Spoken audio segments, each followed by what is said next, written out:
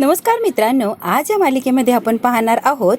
वीर म्हणतो कसं आहे ना, मला एका मित्राने खूप चिडवलं आणि सगळ्यांच्या समोर ओरडून ओरडून तो सांगत होता, बाबाच नाहीये, याला बाबाच नाहीये, बिना बाबांचा आहे हा. मग मला वाईट वाटलं, राग आला, मी त्याला खूप मारलं. मग त्याने पण मला मारलं. आजी म्हणतात, अरे बापरे असं झालंय तर त्या मुलाचं नाव सांगशील का? काय सांगू मी? चुकीचं बोलला तो. नाहीच बाबा तर नाही बोलला तो. तिने मला कधीच सांगितलं नाही माझे बाबा कुठे आहे, त्यांचं नाव काय, ते कुठे राहतात, आम्हाला का त्यांच्या सोबत ठेवत नाही. मग मी तरी काय सांगणार? हे सगळं अबीरचं बोलणं ऐकत असते. जगन्नाथजीला तो सांगत असतो आणि सावलीला वाईट वाटत असतं. सावली आता रडत असते. एवढ्याशा अबीरला खूप सारे प्रश्न पडलेले असतात. सगळ्या मुलांचे बाबा शाळेत सोडायला येतात, घ्यायला येतात, गार्डनला फिरवायला आणतात. माझे बाबा कुठेच नसतात. सगळे मला चिडवतात. आता ना अजिबात रडायचं नाही. छाती ठोकपणे सांगायचं, माझी आई आणि माझे बाबा माझ्या आईच आहे. बाबांची गरज नाहीये, दोनही सुद्धा आहेत ते माझे आईच. बाबा पण आणि आई पण. अबीर असं रडायचं नाही आणि घरात यायचं नाही या सांगायला, बाहेरचे प्रश्न बाहेरच मिटवायचे. म्हणतो तरी पण मला माझे बाबा हवेत आजोबा, मला बाबांना भेटायचंय, बाबांना बघायचंय. अबीर म्हणतो मला माहितीये माझे बाबा कुठेतरी आहेत, पण तुम्ही लोक मला सांगत नाही. माझी आई काहीतरी लपवती हे सुद्धा मला माहिती, पण का लपवतीये, काय लपवती ते मात्र माहित नाहीये. सावली आता रडत असते. अबीरला एवढ्याशा अबीरला इतके सारे प्रश्न पडलेले आहेत. हे बघून हे ऐकून सावली थक्क झालेली असते. त्यांना जी त्याला जवळ घेतात, प्रेम करतात आणि शांत हो अबीर असं सांगतात. ओवी आता बेडरूम मध्ये एकटीच रडत बसलेली असते. अमृता येते आणि अगं ओवी बाळा काय झालंय, का रडतीयस तू? अमृता पटकन ओवीला जवळ घेते आणि का रडतीयस म्हणून विचार करत. प्रत्येकाकडे सिक्रेट का आहेत कळेल का मला? कोणीच काही सांगत नाही. खरे आई बाबा कुठे आहेत, काय, कोणीच काय का सांगत नाहीये. सगळ्यांना काहीतरी माहिती असतं पण मला सांगायचं नसतं. गाण्याचं नाव काढलं की सगळ्यांचे चेहरे बदलतात. का बदलतात त्याचं उत्तर हवंय. काय एवढं सिक्रेट आहे सांग की? तेवढ्यात आलेलं असतं सारंग. सारंग अरे बघ की किती वेळची रडती येते, तिला काय समजायचंय समजव बाबा. ती काय शांत व्हायचं नाव घेत नाहीये. अमृता पटकन आता सारंगला सांगून टाकते. तिला जसे प्रश्न पडले तसेच इकडे ओवीला प्रश्न पडलेले असतात आणि दोघांनी प्रश्नांचा अगदी भडीमार केलेला असतो. आमच्या प्रश्नांची उत्तरं आम्हाला हवीच आहे. आता सारंग ओवीच्या जवळ बसलेला असतो आणि तिला समजावून सांगत असतो आणि प्रश्नांची उत्तरं देण्याचा प्रयत्न करतो. सारंगच्या गळ्यात पडून परत ओवी रडायला लागलेली असते. राजा काय झालंय सांग की? तू रडलीस की मी पण रडणार आहे? नाही बाबा मी नाही रडत आहे. आता ओवी शांत झालेली असते, रडत नसते. अमृता म्हणते ओवी तुला आईस्क्रीम खायचं होतं ना? नकोय काकू, आईस्क्रीम नको किंवा काहीच नकोय. भूक तर नाहीच आहे आणि इच्छा सुद्धा नाहीये काही खाण्यापिण्याची. सारंग म्हणतो मँगोवाला आईस्क्रीम आणायचं का ओवी? ते खाणार का तू? कशाला जाऊन आणतोस रे? त्यापेक्षा तिलाच घेऊन जा की, तिच्या आवडीचं घेईल की ती आईस्क्रीम. अमृता असं म्हणते की सारंग तिला बाहेर ने, म्हणजे आईस्क्रीमही खाता येईल आणि थोडीशी बाहेर गेली की मूडही छान होऊन जाईल. हवंय तेवढं आईस्क्रीम खाता येईल की. सारंग तिला बाहेर घेऊन जा रे. आता ओवीला घेऊन गेलेलो असतो आईस्क्रीम खाण्यासाठी. अमृता म्हणते जा तिला बाहेर घेऊन, जरा बरं वाटेल. सावली सुद्धा बाहेर आलेली असते अबीरला आईस्क्रीम खायला घेऊन. कुठलं आईस्क्रीम खाणार सांग बरं? आता सावली बाहेर, अबीर बाहेर, सारंग बाहेर आणि ओवी सुद्धा बाहेर. सगळेच बाहेर आलेले असतात आईस्क्रीम खाण्यासाठी. अबीर म्हणतो नाहीये माझा मूड, मला नाही खायचं आईस्क्रीम. जबरदस्तीने त्याला आईस्क्रीम खाण्यासाठी सावली घेऊन आलेली असते. आता विचारते काय खायचं, तर अबीर म्हणतो नाही मी सांगणार नाहीये मला काय खायचं. म्हणते तू जे खाणार ना मी तेच खाणार. अबीर नाही तर मी आईस्क्रीमच खाणार नाही. काहीतरी सांगायला लागणार तुला. तू आता असं कर, तिथे बस तू, मी माझ्या आवडीने आईस्क्रीम घेऊन येते तुला सुद्धा आणि मला सुद्धा. आता चॉकलेट आईस्क्रीम घेते अबीरसाठी. आता आईस्क्रीम घेऊन गेलेली असते. तिथेच बरोबर सारंग आणि ओवी सुद्धा आलेले असतात आईस्क्रीम खायला. सावली चाललेली असते, तिच्या मागून लगेच गाडी येते सारंग. अबीर म्हणतो तुला नाही म्हटलोय ना आईस्क्रीम खायला, नकोय मला. सावली म्हणते तुझ्यासाठी नाहीच आहे, तू हातात पकड रे, फक्त मला खाऊ दे. मी हे संपवलं की ते पण संपवणार, तू फक्त हातात पकड रे अबीर. खायचंच नाही म्हटल्यावर मी कशाला जबरदस्ती करणार, पण फक्त हातात पकड. हे संपलं की मी ते संपवते. मग खाऊ नको बर का तू. नाही गाई. सारंगने ओवीला गाडीच्या बोनेटवर बसवलेलं असतं. इथे बस तू, मी तुझ्यासाठी आईस्क्रीम घेऊन येतो. ओवी सुद्धा नाहीच असं म्हणत असते, पण जबरदस्तीने सारंग सुद्धा ओवीला आईस्क्रीम भरवतो. सांग ओवी कोणतं खायचंय आईस्क्रीम? नाही म्हटली ना बाबा. चल आता एवढा आग्रह करतोय तर मला चॉकलेट आईस्क्रीम आणतो. ते आईस्क्रीम खात बसलेली असते. सावली आईस्क्रीम खात बसलेली असते आणि बरोबर पाठीमागे सारंग आईस्क्रीम घ्यायला आलेलं असतं. ते वाव, बेळगावला जे आईस्क्रीम मिळायचं त्याच्यापेक्षा पण भारी एक नंबर आईस्क्रीम आहे, एक नंबर आईस्क्रीम आहे. अबीरच्या तोंडाला पाणी यायला लागलेलं असतं. त्याला वाटत असतं की आईस्क्रीम खावं, पण तो आधी बोललेला असतो की मला नाही खायचंय, तर आता हो कसं म्हणणार. सावली मुद्दाम त्यांना गावच्या आईस्क्रीम पेक्षा सुद्धा एक नंबर आईस्क्रीम आहे, तू खाऊन तर बघ रे. खा की रे, मूड छान होऊन जाईल. खा खा.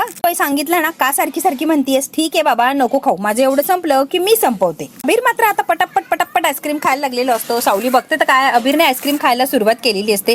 तिकडे सारंगने सुद्धा 2 आईस्क्रीम नेलेले असतात, एक ओवीला आणि एक सारंगला. मॅडम घ्या तुमचं चॉकलेट आईस्क्रीम. आणि रे बाबा मग खा. सारंग म्हणतो पोट भरून खा ओवी. अबीर अरे आईस्क्रीम कोणी संपवलं? अबीर हसतो आणि म्हणतो आई मी खाल्लंय ग, दुसरं कोण खाणार आहे? मीच म्हटलं होतं खायला, पण मी का खाल्लं ना मला कारणच सांगता येत नाहीये बघ. आता हसायला लागलेली असते. खा रे खा, खाण्यासाठीच घेतलंय की. छान दिसत होतं की खावंसं वाटलं मला. पण ते अजून हवंय का? अबीर म्हणतो हो अजून हवंय. सावली म्हणते आणते, एवढं संपव, मी दुसरं लगेच घेऊन येते. सावली आईस्क्रीम आणायला चाललेली असते अबीरसाठी, तर लगेच ओवी म्हणते की बाबा मला सुद्धा अजून एक हवंय, आण बरं.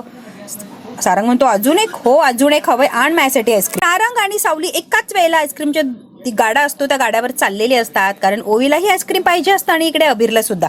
दोघं आता एकाच वेळेला आईस्क्रीमसाठी तिथे जातात. रंग निघालेला असतो, थोडासा दूर जातो की लगेच ओवी म्हणते, अरे बाबा एवढं संपू दे की लगेच कुठे आणायला चाललाय तू. आता माघारी वळतो आणि सावली आता गेलेली असते आईस्क्रीम आणण्यासाठी. सावली बरोबर सारंगच्या मागे असते आणि पाठमोरा उभा असतो सारंग. सावली आणि सारंग खूप जवळ अंतरावर उभे असतात. जशी माघारी वळते त्याचा सारंग परत त्या गाडीकडे चाललेला असतो आईस्क्रीम आणण्यासाठी. दुसरा आईस्क्रीम आबिरने सुरुवात केलेली असते. आबिर म्हणतो, आई सॉरी.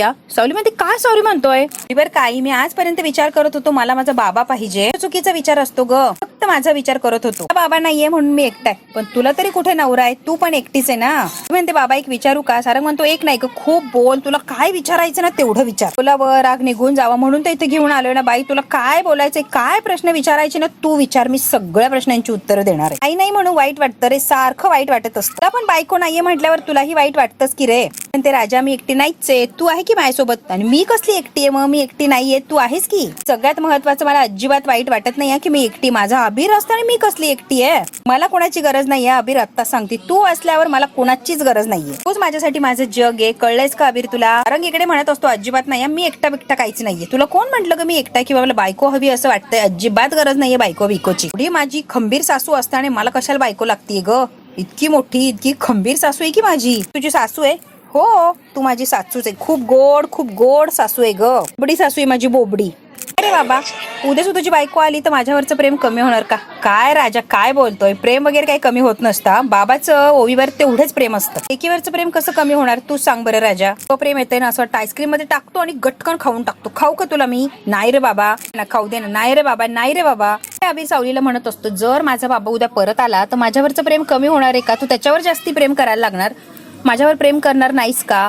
मग मी एकटाच पडणार का उद्या जर माझा बाबा परत आला तर? सावली म्हणते, अजिबात नाही, किती काही होऊ दे इकडची दुनिया तिकडं, मी तुझ्यावर जेवढं प्रेम करते मी तेवढंच करत राहणार. ते कमी होणार नाही, उलट वाढत जाणार. ही राजा, माझं तुझ्यावरचं प्रेम कधीच कमी होणार नाहीये. खरंच? हो का कमी होणार? उलट वाढणार आहे ते. अजून हवंय का तुला? नाही, जास्त आईस्क्रीम खायचं नसतं ना. हो ग बाई माझी सासूबाई, मला माहिती की तुला सगळं माहितीये म्हणून. आता ओवीला सासूबाई म्हणूनच चिडवत असते का? मग घरी झालंय का आईस्क्रीम खाऊन? ओवी म्हणते, हो जायचंय घरी, आता नाही खायचंय मला आईस्क्रीम. म्हणते, चल आता घरी जाता जाता खाऊया, खूप उशीर झालाय आपल्याला. अबीर म्हणतो, हो चल आपण जाताना संपू एवढा आईस्क्रीम. गेल्यावर झोपताना गोष्ट सांगणार का? सावली म्हणते, हो मी नक्की सांगणार आहे अबीर, आधी घरी तर चल, जी हवी ना तुला ती गोष्ट सांगेन, तू फक्त चल रे बाबा, तुला सगळ्या गोष्टी सांगायला तयार आहे मी. अबीर आणि सावली सुद्धा चाललेले असतात आणि तिकडे सारंग आणि ओवी सुद्धा चाललेली असतात. आवडलं का आईस्क्रीम म्हणून ओवी आता अबीरला विचारत असते. अबीर म्हणतो, हो मला खूप आवडलं, एक नंबर आईस्क्रीम होता. आता ओवीला गाडीत बसवतो आणि गाडीच्या बाहेर उभा असतो आणि स्वतःशीच हसतो आणि म्हणतो, ओवी मोठी झालीये, फार प्रश्न विचारायला लागलीये. आता राजकुमार असतो, तो खाली आलेला असतो त्याच्या रूम मधून. समोर असते ती मोनिका. राजकुमार म्हणतो, काय ग मोनिका सापडले का? कोण रे? अरे शंकरराव. मोनिकाला राग येतो. मोनिका म्हणते, काय रे तुझा प्रॉब्लेम काय? शंकरराव माझ्याकडे कसे? सांगितलं ना मला माहित नाही ते कुठे काय. का सारखा येऊन तेच विचारतोय राज? तू का त्रास देतोय रे? सारखा तेच प्रश्न विचारतोय.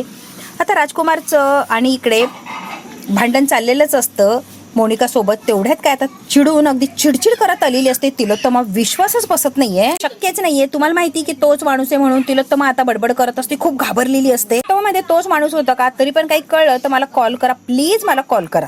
काय झालं? एवढं टेन्शन का आलंय तुला? शंकरराव रे, शंकरराव. राजकुमार, आता शंकररावला काय झालंय? शंकररावला पोलिसांनी अटक केली आहे. गाडी ड्रग्ज सापडलेत ना, ड्रग्सच्या याच्यामध्ये शंकररावला अटक करून टाकली पोलिसांनी. मोनिका आता हसायला लागलेली असते आणि तिलोत्तमा इतकी घाबरलेली असते की बस. कुमार म्हणतो, काय ड्रग्स? हो राजकुमार, ड्रग्स सापडले शंकररावच्या गाडीत, म्हणूनच अटक केली पोलिसांनी. कुमार म्हणतो, शंकररावांच्या गाडीत ड्रग्स, जरा वेगळं काही वाटत नाही का ऐकायला? मोनिकाकडे बघायला लागलेला असतो राजकुमार. मोनिका म्हणते, ड्रग्स शंकररावच्या गाडीत? बाप रे, तुम्ही खरं सांगताय का? शंकररावांच्या गाडीत ड्रग्स? आई काहीतरी चुकीचं झालं असेल, तुमचं ऐकण्यात फरक झाला असेल. शक्य का? शंकरराव सारखा ग्रेट माणूस ड्रग्स वगैरे कसं ठेवणार? हो आता ऐकलंय, मला फोन आलाय, म्हणजे चुकीची कशी माहिती असणार आहे? सापडलेत म्हणून तर लोक म्हणताय ना, आणि अटक केली पोलिसांनी. शपथ, तो माणूस असा असेल माहित नव्हता. कसं माहिती काय कुणाच्या पोटात काय आहे ना, आपल्याला खरंच काही माहित नसतं एक्झॅक्टली. शंकरराव दिसतो कसा आणि बघा ना आहे काय ऍक्च्युअल मध्ये. ड्रग्स वगैरे, माय गॉड, सांगता येत नाही ग बाई कोण काय आणि कोण काय नाही. मोनिका फार साळसूतपणाचा आव आणत असते सगळ्यांच्या समोर. ग आम्ही सगळेजण खूप वर्ष त्यांना ओळखतो, ते असं करणं शक्यच नाहीये, इम्पॉसिबल. ते असं काहीतरी करतील माझ्या स्वप्नात सुद्धा नाहीये मोनिका. 100% काहीतरी गैरसमज होतंय, हे ते असं करणं शक्यच नाहीये. माझा विश्वासच बसत नाहीये सगळ्या बातम्यांवर. ते काय सांगताय काय नाही, मला विश्वास नाहीये ग बाई. की कुणावरच कधी विश्वास ठेवायचा नसतो. वेळेनुसार काळानुसार माणूस बदलतो आणि पैशासाठी तर कुणीही बदलू शकतंय. त्याची हाव काय काय करायला लावते आणि कुठच्या थराला नेऊन पोहोचवते ना आई, खरंच कुणाचा अंदाज लावू शकत नाहीये. शंकरराव बरोबर जर आपण बिझनेस करायला सुरुवात केली असती, रूपम कॉस्मेटिक्सचं नाव शंकरराव बरोबर जोडलं गेलं असतं, किती मोठी बदनामी झाली असती आई. जरा अंदाज आहे का तुम्हाला? थोडक्यात वाचलोय असं म्हणा, शंकररावचा आणि आपलं कॉन्टॅक्ट झालं नाही आणि आपलं काही डील वगैरे झालं नाही तर सगळ्यात मोठी बदनामी आपलीच झाली असती. म्हणूनच सावली हर्बल मध्ये एवढा इंटरेस्ट दाखवत होता, एवढे मागं लागला होता, काहीतरी काळा बाजार त्याला करायचा होता ना, म्हणून त्याचं हे सगळं चाललं होतं. आत्ता कुठे माझ्या लक्षात यायला लागलंय आई, आत्ता कुठे रिअलाइज होतं. आयुर्वेदिक प्रोडक्टच्या मागे त्याला त्याचा हा काळा धंदा चालवायचा होता, आयुर्वेदिक प्रोडक्टच्या मागे त्याला असं लपायचं होतं, आत्ता कुठे लक्षात यायला लागलंय आई, आत्ता मला कुठे रिअलाइज होतंय.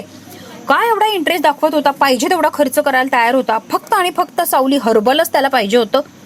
आत्ता लक्षात येतंय आई, शंकररावचं काय मोटिव्ह होतं. बघितलं ना, दिसतो कसा आणि कसं ड्रग्स वगैरेच्या धंद्यामध्ये अडकलाय तो. बघा की कसला चॅप्टर माणूस आहे आई. आणि काय इतकी ओव्हर रिॲक्ट करत असते आणि मुद्दा आम्ही शंकररावचं नाव सारखं सारखं घेऊन तिलोत्तमाच्या डोक्यातून शंकररावला काढून टाकण्याचा प्रयत्न करत असते. की बरं झालं देवाने वाचवलं, नाही तर केवढ्याला पडलं असतं. मोनिका काय काय बोलत असते शंकरराव बद्दल की बस. तिलोत्तमा इतकी घाबरलेली असते, हिच्या बोलण्याकडे लक्ष देत नाही. ती फक्त शंकरराव सारखा माणूस असं वागू शकतोय या गोष्टीचा विचार करत थांबलेली असते. मोनिका तुझं म्हणणं अगदी बरोबर आहे, आपण थोडक्यात वाचलोय, नाही तर काय अवघडच झालं असतं. सांगू का मोनिका, मला काही कळत नाही, डोकं अगदी बधीर झालंय ग माझं. काय ऐकतेय मी, शंकरराव असं काहीतरी करू शकतोय, मला विश्वासच बसत नाही खरं सांगते. आपल्या नावाला असं तर सावली हर्बल, रूपम कॉस्मेटिक, बाप रे, सगळ्यांचीच बदनामी झाली असती, सगळ्यांचंच नाव एकंदरीत जोडलं गेलं असतं आणि या शंकररावमुळे आपण सगळ्यांचीच वाट लागली असती. माझी इच्छा काय होती, हे जे आहे सावली हर्बल वगैरे ते सगळं काही परत चालू करायचं आणि सारंगला कंपनीत आणायचं, जेणेकरून सारंग कंपनीत एकदा यायला लागला की कायमचा कंपनी जॉईन करणार तो आणि सगळं काही सुरळीत आणि व्यवस्थित असं चालणार. पण काय आहे, सगळं विचित्र आणि वेगळंच घडतंय बघ. की थोडक्यात वाचलो या मोनिका, आपण काय घडायचं नव्हतं, असं काही नव्हतंच आपल्याकडे, म्हणून काही बघा ना, देवाच्या मनात नसल्यामुळे आपण थोडक्यात वाचलोय. त्याच्याबरोबर आपल्याला डील करायचीच नव्हती, देवाने थोडक्यात वाचवलंय आहे. आता सारंगही आलेला असतो, यांची चर्चा चाललेली असते तेवढ्यातच. बबलू सुद्धा असतो. सारंग म्हणतो बबलू किती वाजले, बबलू म्हणतो 10. मग या सगळ्यांच्या चेहऱ्यावर 12 का वाजलेत, काय झालंय 12 वाजायला. तिलोत्तमा म्हणते शंकररावांना पोलिसांनी अटक केली आहे, ड्रग्सच्या केसमध्ये ड्रग्स सापडलेत त्यांच्या गाडीमध्ये. काय सांगते आई, हो पोलीस स्टेशनमध्ये शंकरराव सध्या. आता हसायला लागलेला असतो, काय बोलतीये, शंकरराव आणि ड्रग्स, तुला तरी पटतंय काही. काहीतरी गैरसमज झाला असेल, शंकरराव आणि ड्रग्स दूर दूरपर्यंत काहीच संबंध नाहीये. तो ग्रेट माणूस आहे, ग्रेट. तो असलं काही करणारच नाहीये, भंगार उद्योग तो बिलकुल करणार नाहीये. तरी परत एकदा विचार, कोण आहे नक्की, शंकरराव आहेत का, कारण शंकरराव इम्पॉसिबल आहे. काही विश्वास बसत नव्हता म्हणून खूप वेळा मी ट्राय केलं, इकडे तिकडे सगळीकडे चौकशी केली रे. सगळीकडे बातमी फिरतीये, व्हायरल होतीये सारंग, अजून कुणाकडे कन्फर्म करायचं राहिलंय, सगळ्यांनाच माहितीये शंकरराव. त्यांच्यावर जो आरोप लावलाय तो खरा आहे आणि वकिलांची सुद्धा कॉन्टॅक्ट केलाय, खरंच त्यांना अटकच झालेली आहे सारंग, गैरसमज वगैरे काहीच नाहीये. वकिलांनी फोन उचललाय आई, आता मोनिका बोलायला लागलेली असते, म्हटल्यावर लगेच बेल वगैरे होणार त्यांची. आता शंकररावला काय प्रॉब्लेम नाहीये, लगेच बाहेर येतील ते निर्दोष बाहेर आले की त्यांच्यासोबत करू की आपण सावली हर्बलची डील. डोंट वरी आई, एवढं काही टेन्शन घेताय, वकील लावलाय म्हटल्यावर इतक्यात ते बाहेर येतील, काही काळजीचं कारण नाही. या पार्टनरशिप बद्दल पुन्हा एकदा विचार करू शकतो, कारण तुमचे जुने संबंध आहे ना, आणि जुने संबंध म्हटल्यावर विश्वासातला माणूस, त्यामुळे आई एकदा त्याला बाहेर येऊ द्या, मग आपण बघूच. या ते कसे आहे काय मला माहित नाहीये, पण त्यांचं नाव गुन्ह्याशी जोडलं गेलंय आणि मी ते सावली हर्बलशी नाही जोडू देणार, त्यामुळे आता शंकररावाने आपला कोणताच व्यवहार होणार नाही. आई हे लक्षात घे प्लीज, निर्दोष सुटू दे किंवा नाही सुटू दे, मला त्यांच्याबरोबर कुठलाच व्यवहार करायचा नाहीये. आता बरोबर मोनिकाला आणि राजकुमारला हवं इथे झालेलं असतं आणि आता शंकरराव बरोबर बाजूला गेलेले असतात आणि सावली हर्बल सुद्धा चालू होण्यापासून तसंच राहिलेलं असतं, ते आता बंदच्या बंदच राहणार असतं. मोनिकाने डावच तसं खेळलेलं असतं. सारंग म्हणतो बबलू चला आपल्याला आपली कामं आहेत, गाडी पण चेक करा, मिळायचं काही ड्रग्स वगैरे, तरी ड्रग्स ठेवले असतील, आपलं नाव जोडलं गेलं तर कसं व्हायचं माहिती असतं. कारस्थानी दिमाग फक्त आणि फक्त मोनिकाचा आहे, म्हणून तो बबलूला म्हणतो की आपली गाडी पण चेक कर, ठेवायला बसला कोणी ड्रग्स. आणि सारंग आणि बबलू आता निघून गेलेले असतात. तिलोत्तमा, राजकुमार, मोनिका एकमेकांकडे बघत थांबलेले असतात. इकडे आता जगन्नाथजी काहीतरी फोनवर बोलत असतात. हार वगैरे प्रवेशद्वारावर लावा, व्यवस्थित सगळी तयारी पाहिजे, कुठे काहीच कामात कसरही नकोय. जगन्नाथजी सगळी परफेक्ट तयारी करा असं सांगत असली. जगन्नाथजी तयार झालेले असतात आणि आता घाईघाईने कुठेतरी त्यांना जायचं असतं. मॅडम चला, जवळजवळ सगळीच तयारी झाली आहे, चला आपले वाट बघताय आणि सगळी तयारी झाली आहे. सावली चल बरं पटापट. या क्षणाची मी सुद्धा खूप दिवसांपासून वाट बघतीये ना, चला आता मला असं झालं की आपण कधी जाऊ. पण सगळं ठीक आहे बाबा, अबीर कुठे आहे. जगन्नाथजी म्हणता मला नाही माहिती अबीर कुठे, तुला माहित नाही, खरंच माहित नाहीये बाबा कुठे आहे ती. अबीर अबीर असा आवाज देत असते. अबीरच्या मागेच सावलीच्या मागेच अबीर उभा असतो आणि जगन्नाथजीला अबीर म्हणतो की शांत बसा, ओरडू द्या हिला. हा तुम्हाला काही सांगून गेलाय का? तू नाही ग, मला कशाला काय सांगून जाईल, मला काय सांगून बिंगून गेलेलं नाहीये. कपडे घालून दिले, कुठे खराब करू नये आला म्हणजे झाला. कुठे गेला असेल हा? सावली आता पॅनिक झालेली असते, अबीर अबीर असं ओरडत असते आणि त्याला शोधत असते. अबीर तिच्या मागे असतो तरी सुद्धा तिच्या समोर येत नाही. आता शोधायला लागलेली असते अबीर अबीर. अबीर आता लपून जातो, 10 आकडे मोजतो. कसं तुझ्या समोर येतो ना बघ जादू सारखा. 10 आकडे होईपर्यंत अबीर तुझ्या समोर येणार. लक्षात येतं की अबीर माझ्याच मागे. सावली म्हणते हो हो करते की डोळे बंद. आता डोळे बंद केलेले असतात आणि अबीर गजरा घेऊन आलेलो असतो सावलीसाठी. 1 2 3 मोजूपर्यंत अबीर आलेला असतो सावलीच्या मागे. तिला गजरा लावणार असतो. सावली डोळे 10 बोलून झाले तोपर्यंत अबीर बरोबर तिच्या मागे येऊन थांबलेलं असतं. साठी गजरा आणलेला असतो आणि तिला दाखवतो. सावलीला खूप छान वाटतं गजरा बघून. अबीरला तर खूप छान वाटतं की माझ्या आईला मी गजरा देतोय. आता अमृता आलेली असते. ओवी काय करते? काकू मी ड्रॉइंग करते. दिसत नाही का तुला? मला विचारते की काय करतेस? नाही का ग? काही प्रश्न विचारते. कुठलाच नवीन क्लास लावायचा नाही आणि आपल्याला कुठेच जायचं नाहीये, कळलंय का तुला? मला विचारू नको परत. क्लासला घेऊन जातच नाहीये. खूप वेगळं काम आहे पण ते काम तुला खूप आवडणार आहे. माझ्या बरोबर चल तर तू. अमृता आता ओवीला कुठेतरी घेऊन चाललेली असते, तेही जबरदस्तीने. खूप काम आहे ग अमृता काकू, एवढं काम पण पूर्ण करायचंय. घरात आपण बाहेर कसे जाणार सांग बरं? कसं जायचं ते मी बघते, तू नको टेन्शन घेऊ. हा त्या घरामध्ये राजकुमार, मोनिका, तिलोत्तमा सगळेच असतात. यांना सगळ्यांच्या नजरेतून कसं बाहेर पडायचं हा ओवीला प्रश्न पडलेला असतो. अमृता म्हणते माझं मी बघून घेते, तू फक्त चल. इकडे आता तिलोत्तमा, राजकुमार, मोनिका हॉलमध्ये असतात आणि कशाचं तरी ते डिस्कस करत असतात. आमचा फोटो पाठवलाय. गोडाऊन वगैरे काहीतरी खरेदी करायचं असतं ना, त्याची चौकशी चाललेली असते किंवा ती फोटो वगैरे बघत असतात. जागा आवडते की काय गोडाऊन म्हणून. पगारपट्टा सिटीमध्ये ग गोडाऊनची जागा, गोडाऊनचे पॉईंट दाखवलेले असतात. तिलोत्तमाला राजकुमार म्हणतो तुला कुठला पॉईंट आवडतो ते सांग. म्हणते तिकडे सिटीमध्ये गर्दी किती असते, ट्रकला ये जा करायला किती प्रॉब्लेम येणार, वेळ व्हायला जाणार. एवढ्या आतमध्ये काय, इकडेच बघूया आपण. तुला कोणतं आवडतंय ते सांग बरं तू. 2-3 स्लाइड्स मागं घ्या. एक जागा चांगली होती, बघू आपण ती आहे का. शॉप नाही ग, गोडाऊन आहेत ते मोनिका. ते गुरुकुल होणार असतं सावलीचं, तीच जागा मोनिकाला गोडाऊन म्हणून आवडलेली असते. राजकुमार म्हणतो आई ही जागा आवडली बघ की तिला. आणि मोकळी आहे, प्रशस्त आहे, चालेल की. तो मला सुद्धा आवडलेली असते. तू सुद्धा पॉझिटिव्ह असावी असं म्हणतात कुठल्याही धंद्याच्या दृष्टीने. कुमार समोरासमोर जाऊन व्यवहार करू की आपण. असं कोणालाही सांगून करायचं नाहीये, डायरेक्ट जाऊन व्यवहार करायचा. डायरेक्ट जाऊन त्याला गाठतो आणि बघतो की आपली ऑफर त्याला आवडते की नाही. त्याला याच्या सुद्धा पैसे खायचे असतात. राजकुमारला म्हणते डायरेक्ट जाऊन व्यवहार कर, फोनवर विनवर काही बोलायला जाऊ नको. राजकुमार हो बाई लगेच जातो आणि डायरेक्टच बघूया आपण. कुमार आता लॅपटॉप घेऊन निघून गेलेलं असतो. तिथे मोनिका आणि तिलोत्तमा दोघीच असतात. इकडे सावली म्हणते गजरा अबीर तुझ्या हाताने गुरुकुलाचं उद्घाटन आहे, मग गजरा नको का केसात? म्हणून मुद्दामून तुला गजरा सांगितलं ना बाबा, मला गजरा आवडतो म्हणून. कशाला काय सांगायला लागलोय? पैसे दिले, डोकं त्याच या सगळं. तुझ्या बाबांचं नाही, माझ्या बाबांचं डोकं असतं बघ. आता अबीर पटकन बोलून गेलेला असतो, हे माझ्या बाबांचं डोकं आहे. लगेच प्रसंग आठवतो की सारंगने सुद्धा हिच्यासाठी असाच गजरा आणला होता. आता सावलीकडे बघत थांबलेला असतो. सावलीच्या डोळ्यात पाणी आलेलं असतं. तिला पटकन सारंगची आठवण आलेली असते. प्रत्येक वेळेला सारंगचीच आठवण येत असते या अबीरला, बाबा बाबा. आणि तिकडे ओवीला सुद्धा आईची आठवण येत असते. बघू आता मित्रांनो ओवीला आई मिळणार का आणि अबीरला बाबा. हे जर बघायचं असेल तर बघायला लागणार आपल्याला पुढचा भाग. हा भाग इथेच संपतो. व्हिडिओ आवडल्यास लाईक, शेअर, सबस्क्राईब नक्की करा. धन्यवाद मित्रांनो.